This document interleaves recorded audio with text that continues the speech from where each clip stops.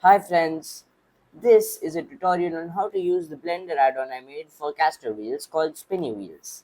So as you can see, I have this animation here, this scene where this object with caster wheels, let's go to material preview. So this object with caster wheels rolls into frame and then it zooms in on the wheels. As you can see, these wheels are not moving. They are rather boringly just stationary. So the add-on I have made is called SpinnyWheels.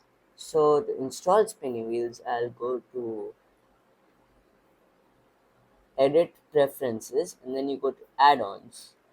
Now here you have to click Install from Disk.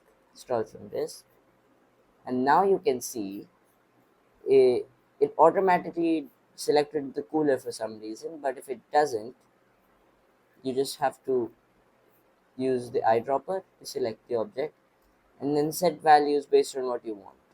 So I usually set the wheel radius to whatever the wheel radius is.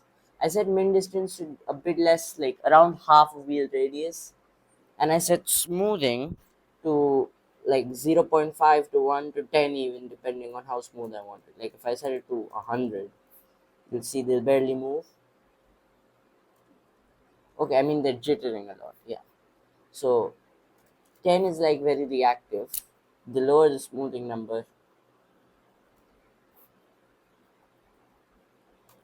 the actually the smoother they are. I'll fix that in a later release.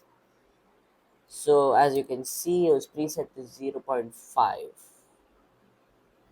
which is pretty jittery. So I think I'll go 0.1.